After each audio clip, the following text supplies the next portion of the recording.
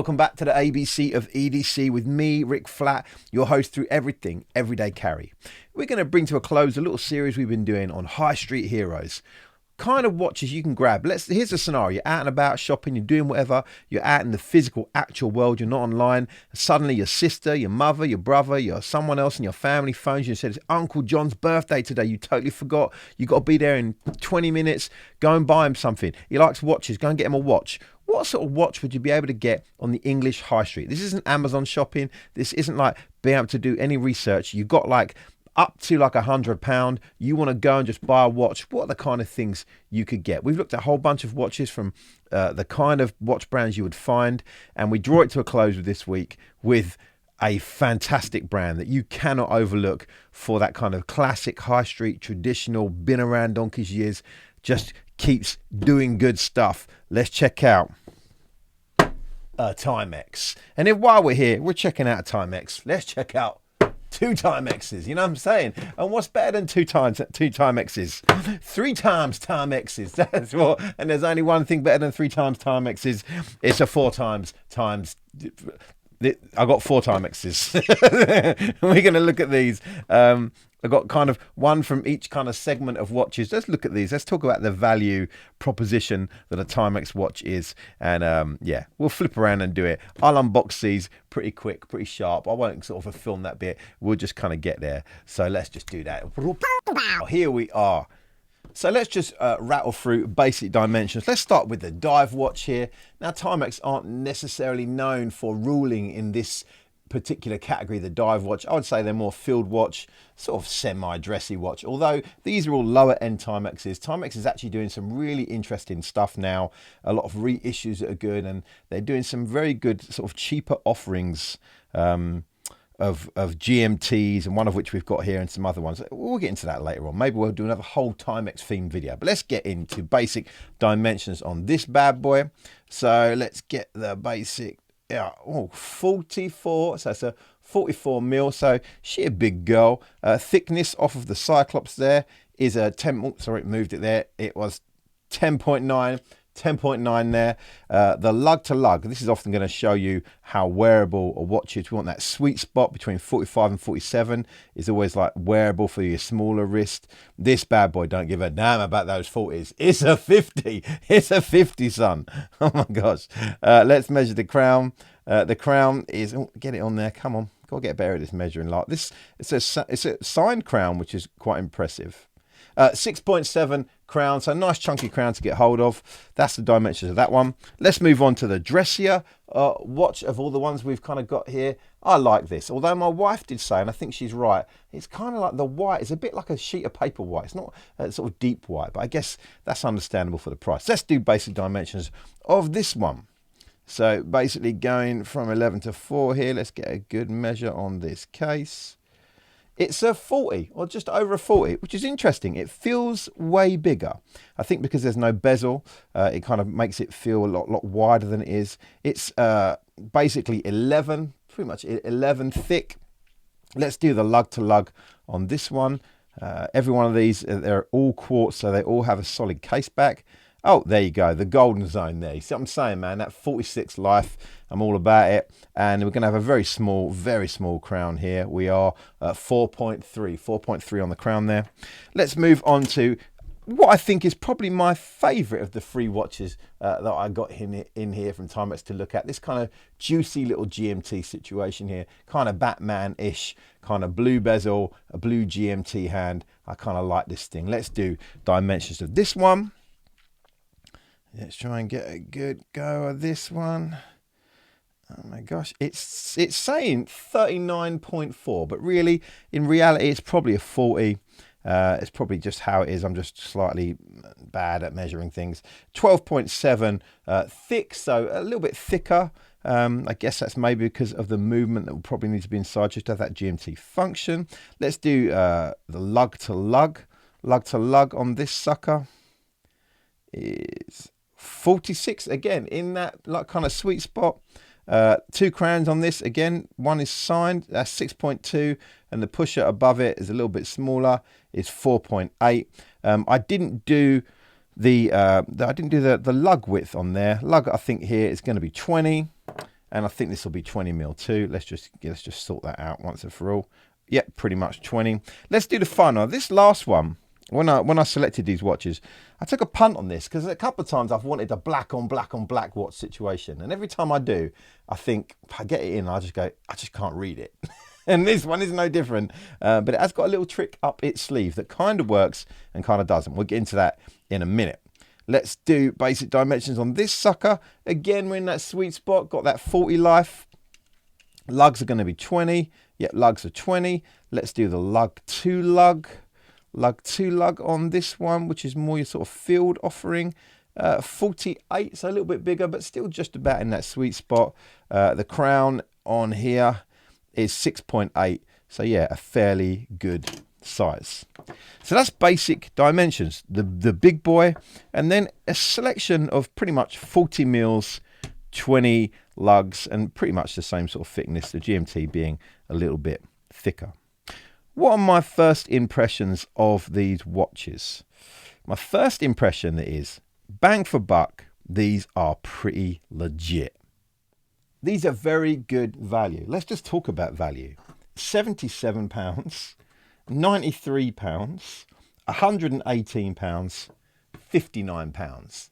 Now, I don't think there's any arguing the fact that actually these are pretty good prices for pretty good watches at this level.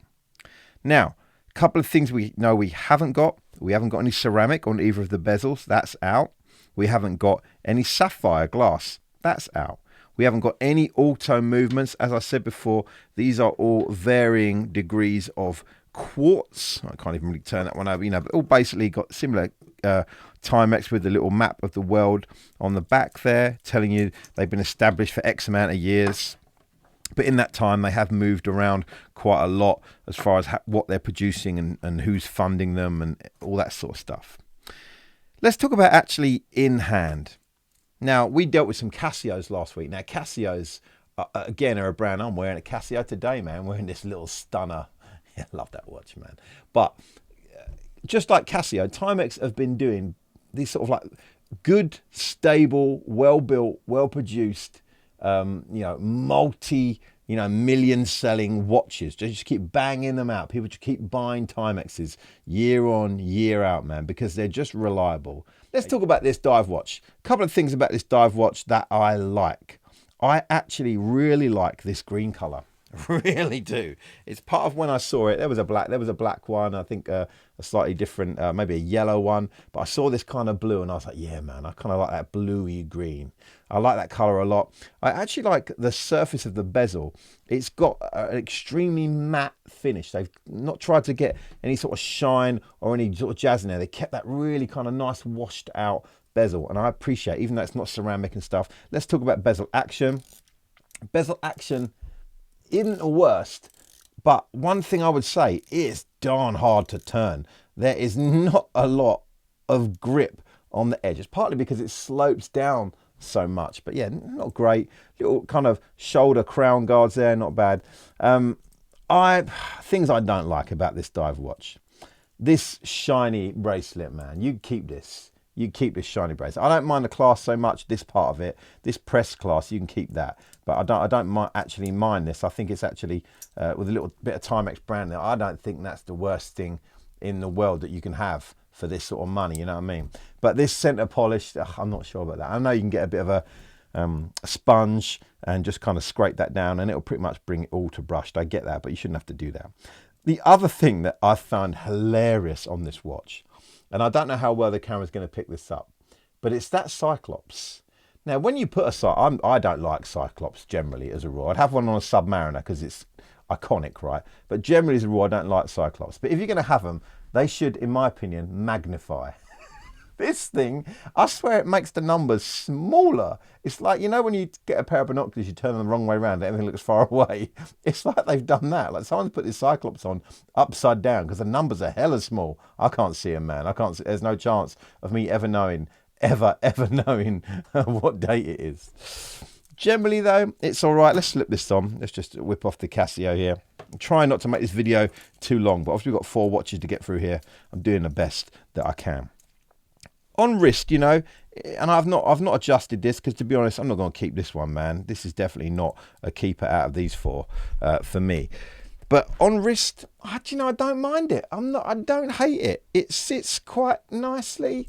Yeah, it's a choice little bit of a watch, man. I don't mind it at all. It doesn't, that 44mm is kind of hidden by the fact it's kind of very flat at the edges. And yeah, not bad.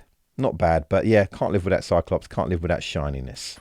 So let's move on to the next watch. This little white-faced, sort of dressier watch, I guess, out of the four that I bought. There's a lot to like about this. It's a very full dial, not needing any kind of bezel there at all. That kind of white dial takes up the whole space, so it's super legible. I love those hands, even though they're very thin.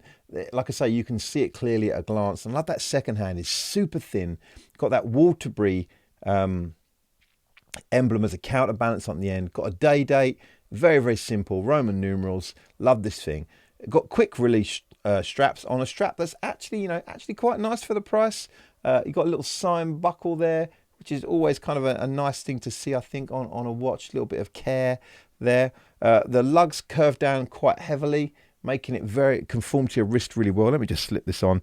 And now I always have a lot of trouble fitting watches on camera for some reason. I know I'm trying to do it quickly or something, but let me just slip this bad boy on.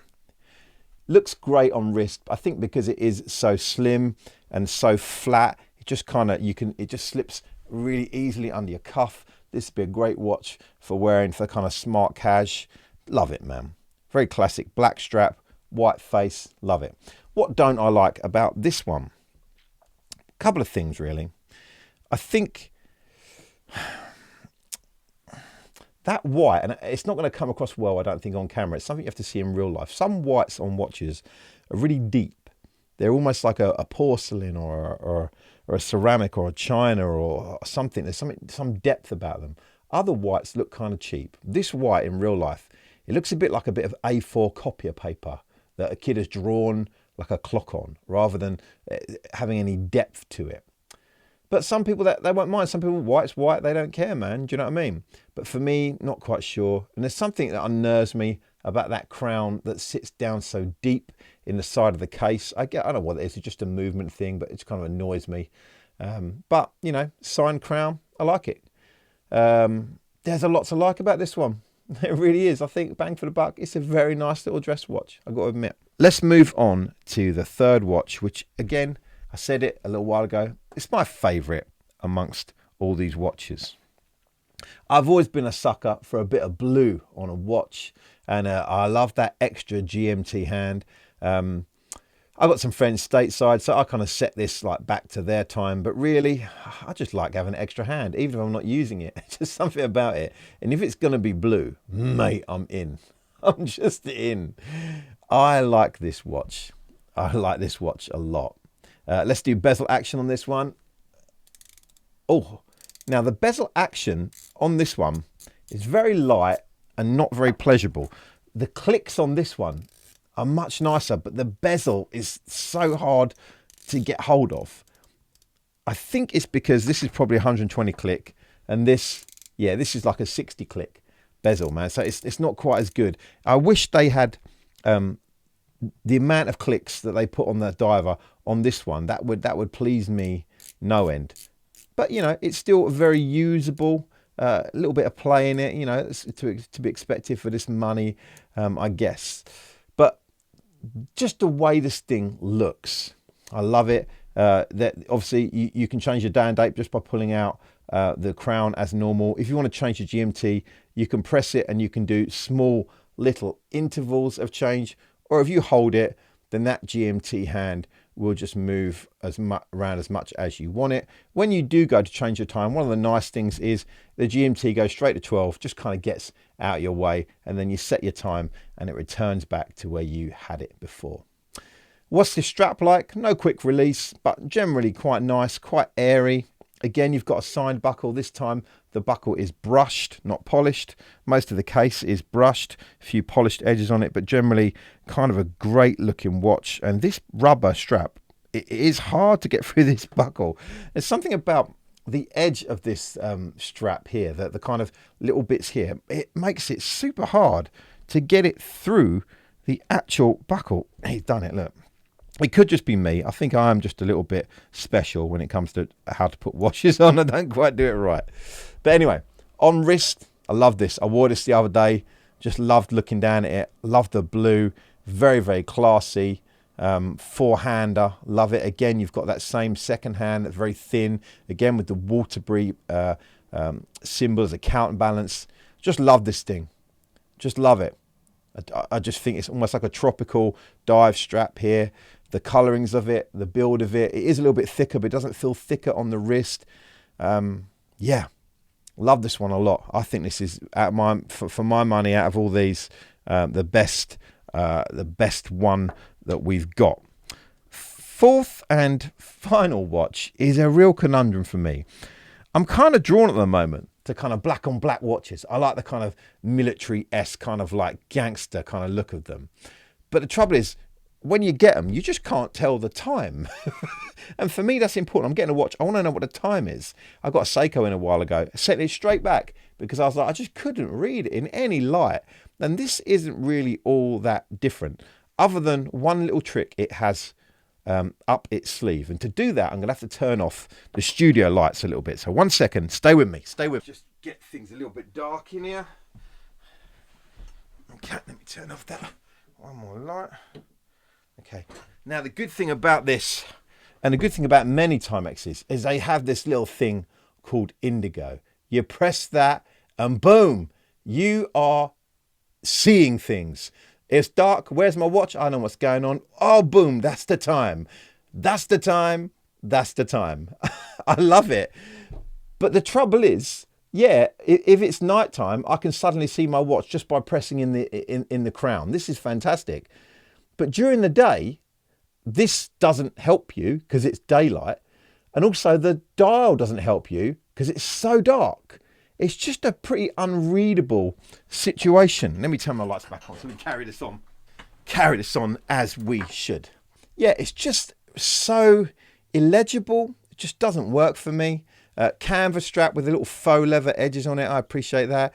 A black signed crown, buckle, sorry. Sterile case back, no quick release. I like the idea of this, and these watches, these Timex Expeditions, must be their best-selling line because they're so cheap, and there's so many thousand different combinations of straps and colours and hands and looks, and in some ways sizes as well. I mean, it looks good on the wrist. I do like how it looks, but I just can't read it. If this had just slightly different hands or slightly different, just the surround of the hands had a little more grey around them or a pop of white or something, we'd be in business here. But it's just too dark. Kind of watch is going to look cool when you see someone else wearing it. But in real life, it just ain't going to work. I mean, look at the Casio, man. You put the Casio next to it and you're like, oh my, look, Casio kind of looks like a bit kind of army stealth, but it's got them pops, the red and this sort of yellowish on the outer bezel, and then those white numerals, man, just pops a little bit. In some ways, I wish this had a little bit more like that. Anyway, this video has been going on too long, but this has been fun these last few weeks, talking about high street heroes. What kind of watches can you get in a pinch physically out in the world without all the options of Amazon and different websites? And I hope you've enjoyed it. We'll move on to some other stuff now. Links to all these watches in the description. You can get these through Amazon if you like. Till next time, this has been ABC of EDC, and I've been Rick Flat. Carry what you love. Laters.